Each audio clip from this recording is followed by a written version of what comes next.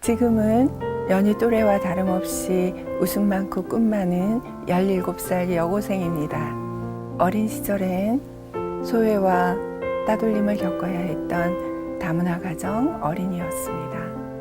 다가올 미래는 희곡 작가를 꿈꾸면서 매일 원고지를 채워가는 기특하고 예쁜 친구가 있습니다. 박선옥 엘리아를 만나보겠습니다. 안녕하세요. 저는 안양예술고등학교 문예창작과에 재학 중인 박선옥입니다.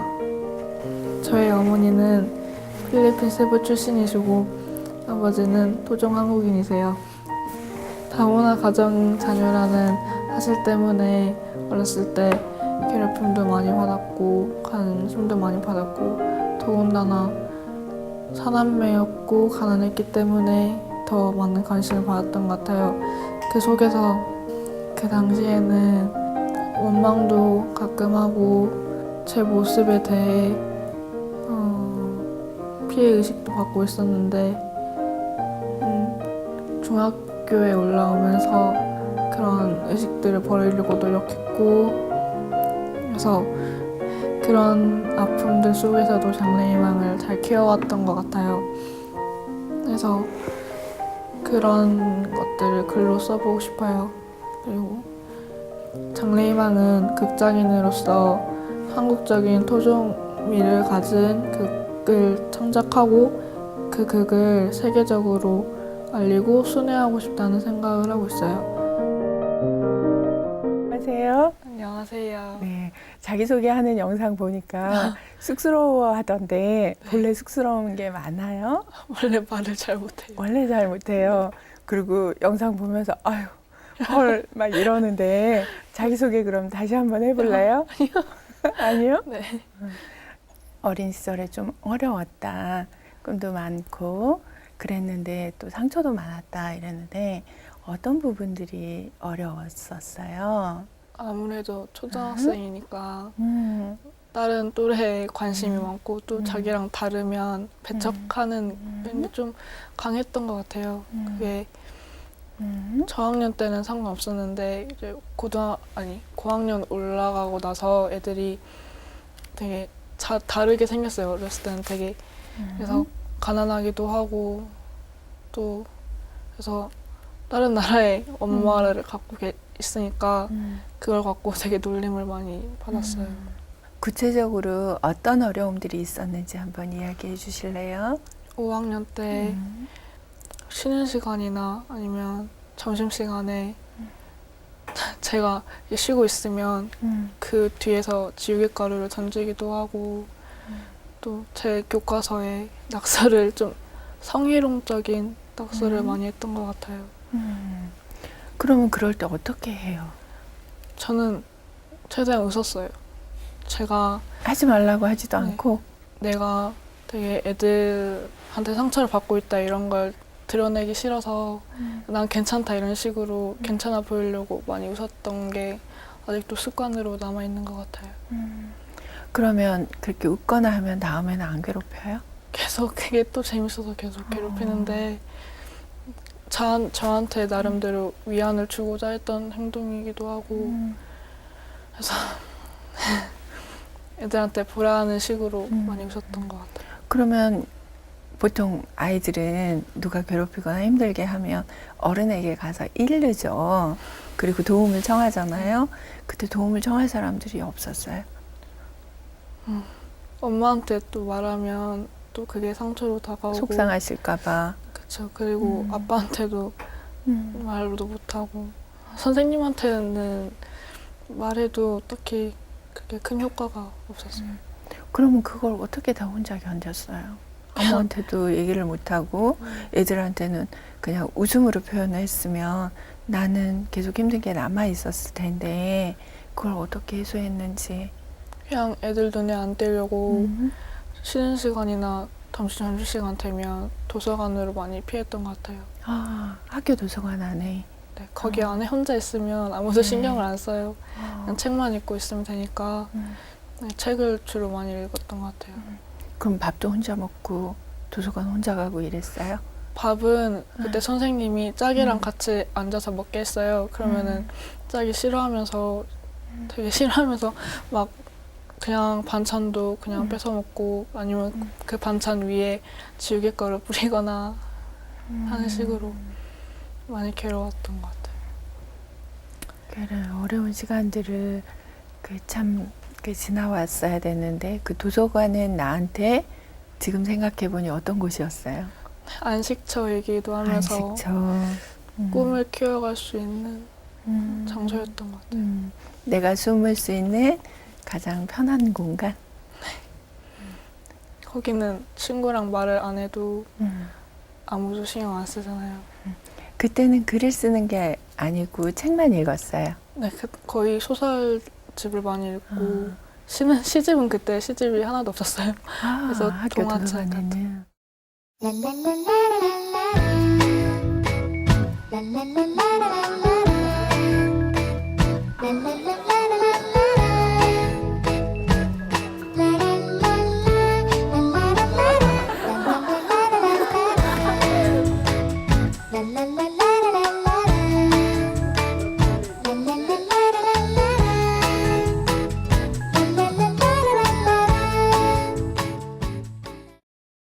어릴 때 이야기를 이렇게 아까 잠깐 했을 때는 좀 외롭고 혼자 있고 막 이런 소녀의 모습이었다면 지금은 아이들하고 좀 잘 섞이는 느낌?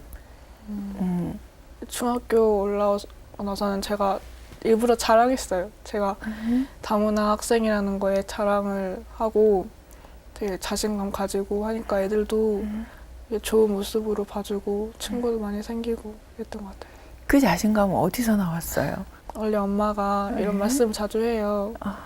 제가 엄마가 또 스페인, 중국, 필리핀 혼혈이시거든요. 그래서 저까지 하면은 국가가 4개인데 이 네. 4개 국가의 문화를 다 갖고 있으니까 자랑스러워해야 되는 거 아니냐. 그래서 되게 그때부터 자랑스러워하는 마음을 가지고 있어요.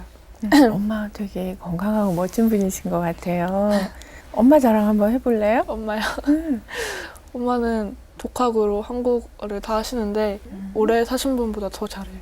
그리고 한국 음식도 잘하시고 김치도 잘 담그시고 못하는 요리가 별로 없는 것 같아요. 오케이. 한국 음식 뭐 제일 잘하세요? 김치전, 김치전. 김치찌개, 된장국 이런 거 잘하세요. 선옥이는 잘하는 거 뭐 있어요?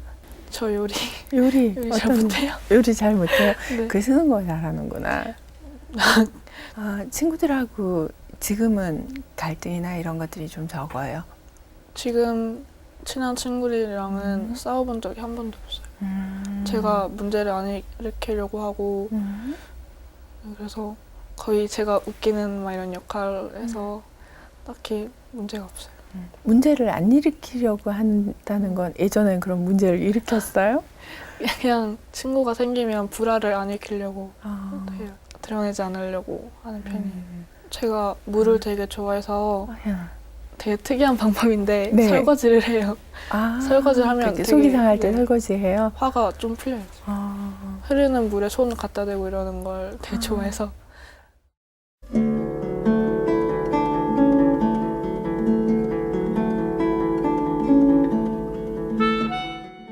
저글링 박선옥 신세계 카바레 공과 함께 굳은 등으로 그들의 교도를 따라 구르던 아버지는 모서리가 벗겨진 동생의 동화책 속 도미 비닐을 떼내어 옷을 지어 입었다.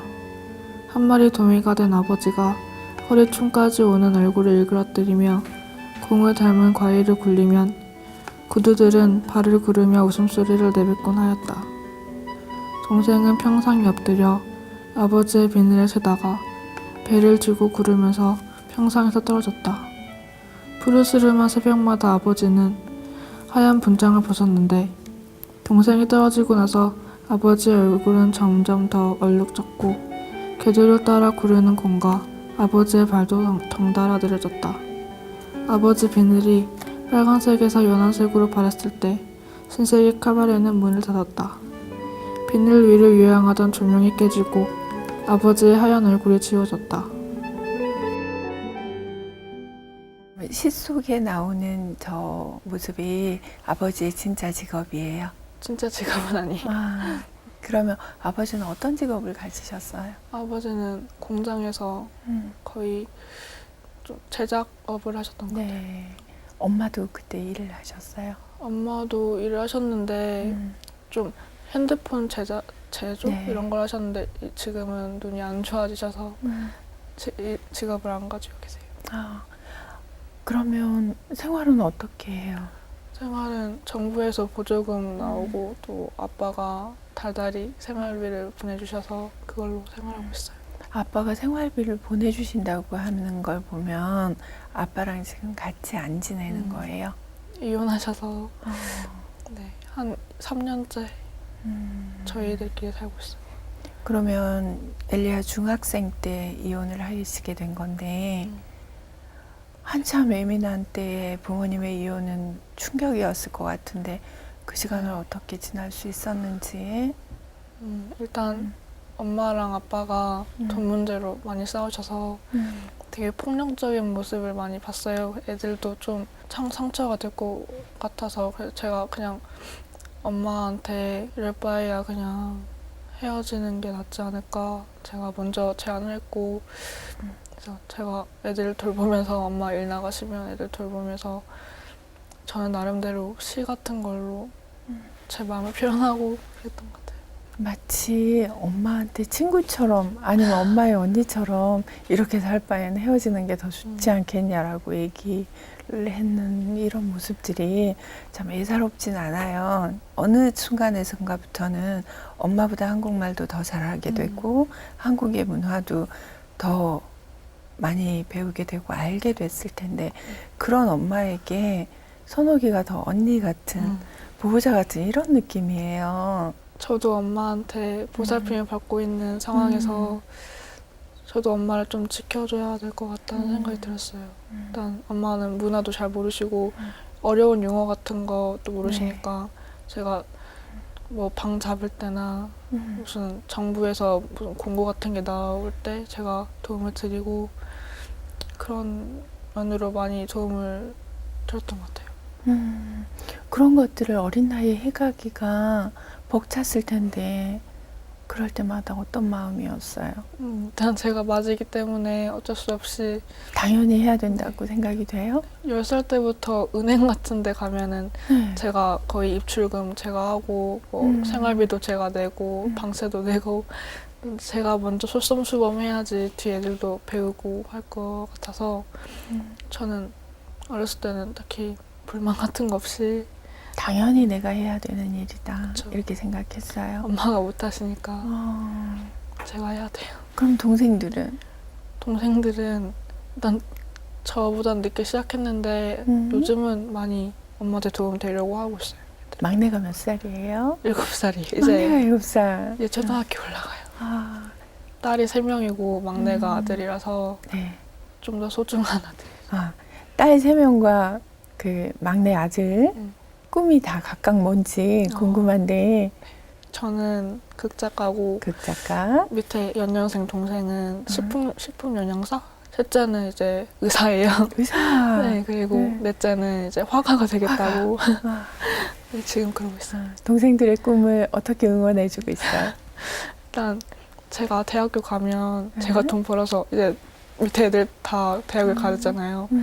제가 돈 벌어서 애들 대학을 보내주겠다 이러고 그리고 또 공부를 잘해요 애들이. 그래서 걱정은 안 되는데 그래도 나중에 도움이 필요하다 이러면은 제가 알고 있는 재능 같은 거 글 쓰는 거나 아니면 그런 거 많이 도움 되려고 말해주고 그러고 있어요.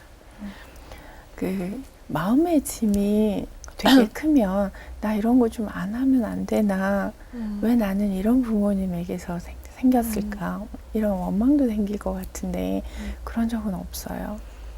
초등학교 1학년 때 게시판에 제 작품들을 올려놓는데 네. 꽃잎이 한 4-5개였는데 그때 한 사람이 빠져야 돼요.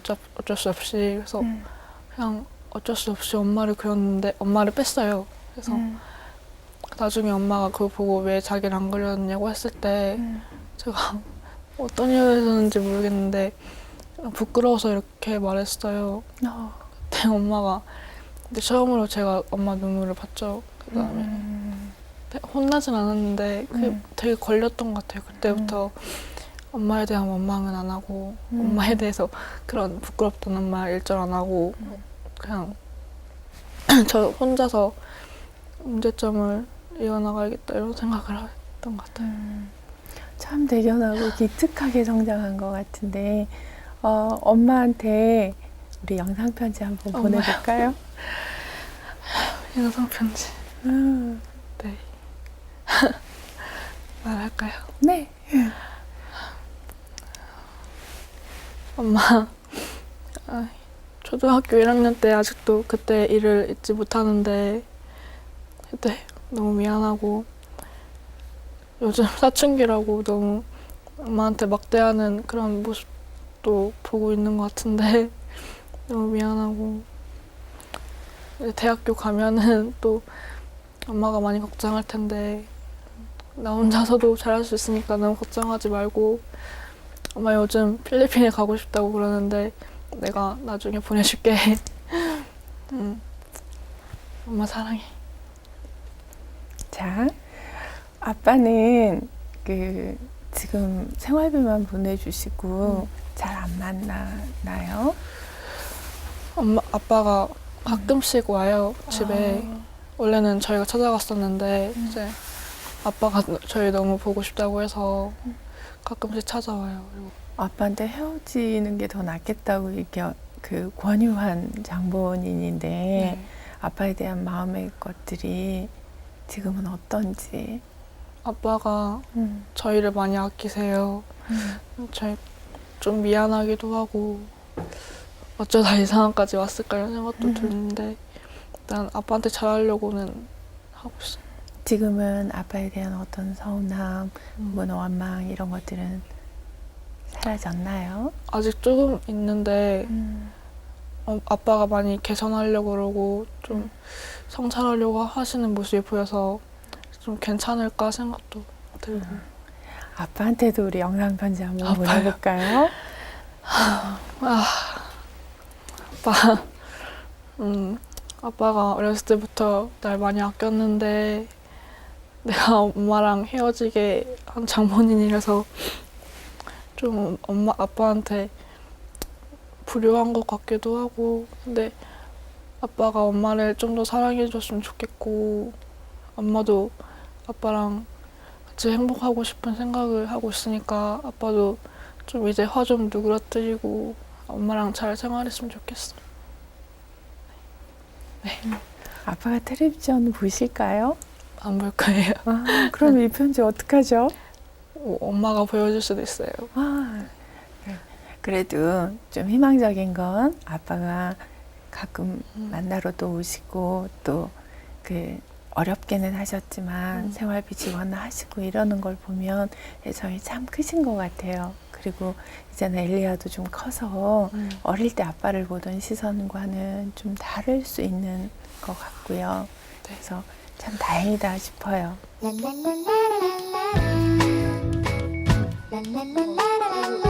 생각하고 진상 보고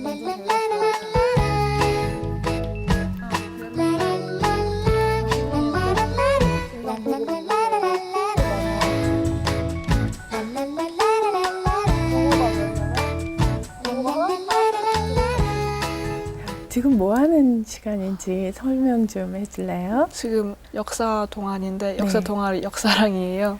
그래서 2학년 학생들이 1학년 학생들을 대상으로 해서 일주일에 2번 수업을 하는 모습이에요.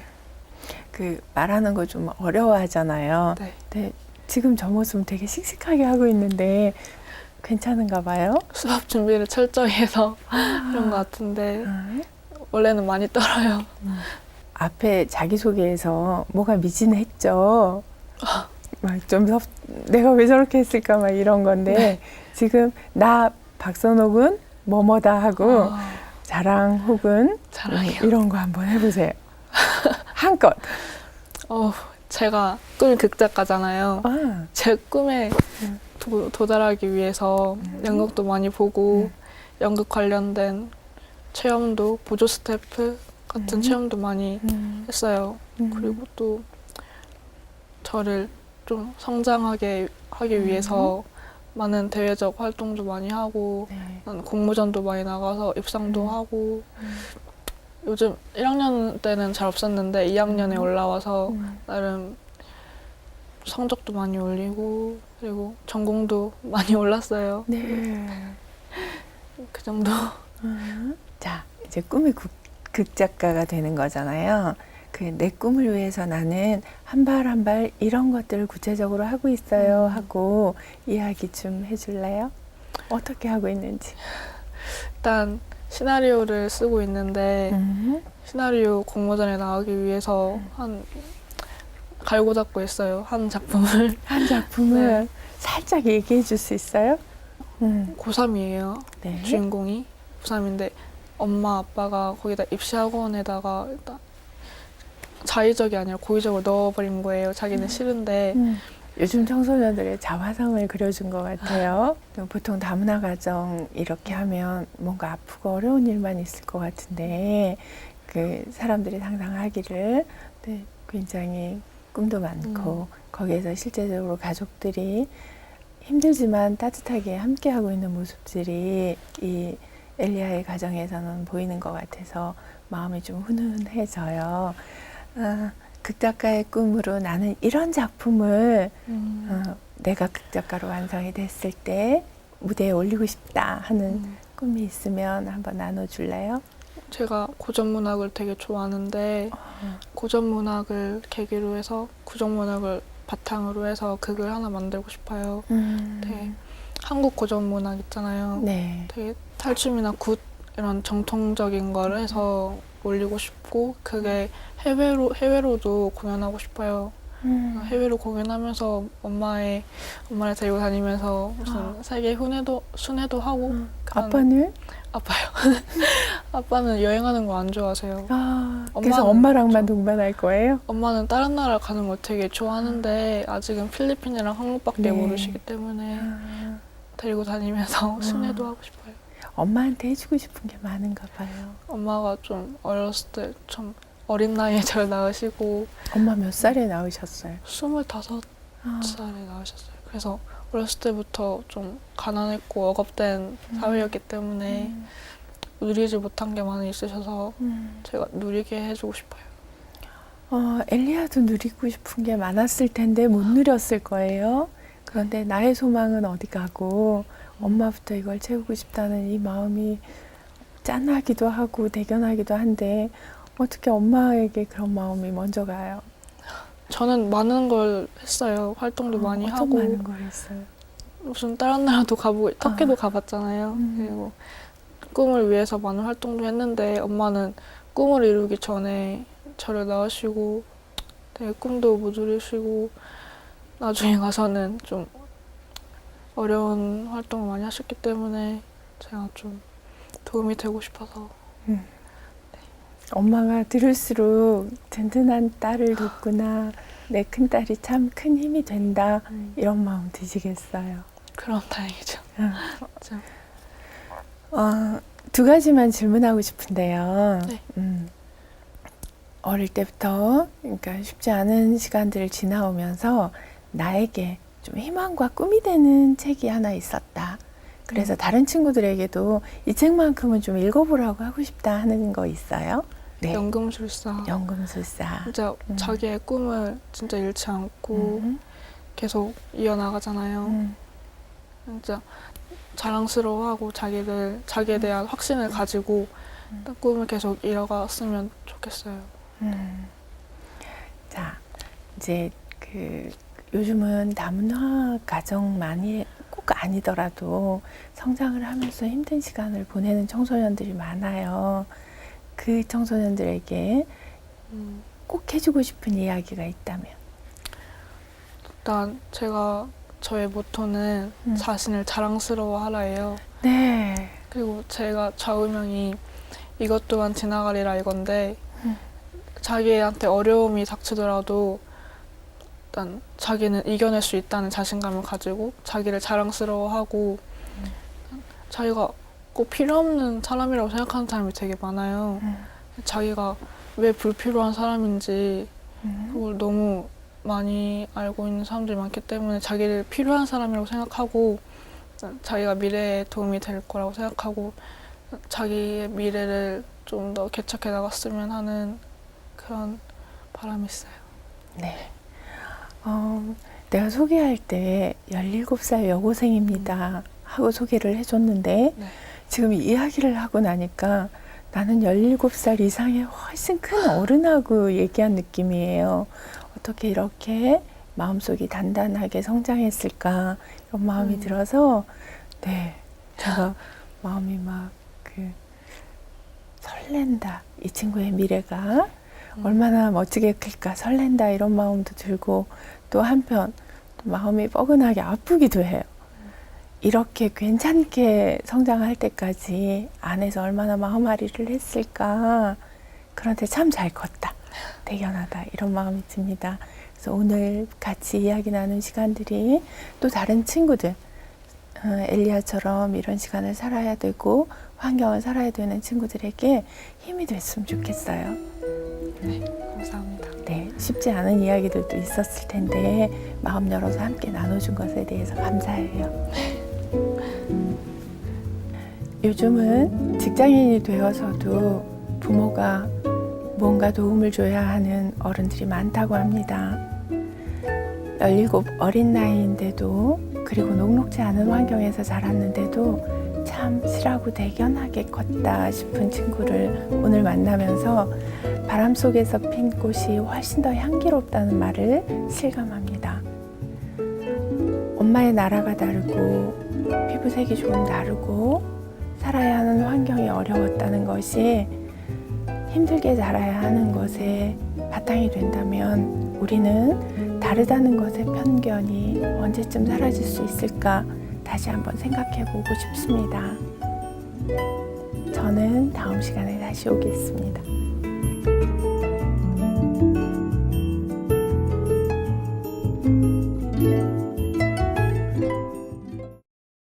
PBC 평화방송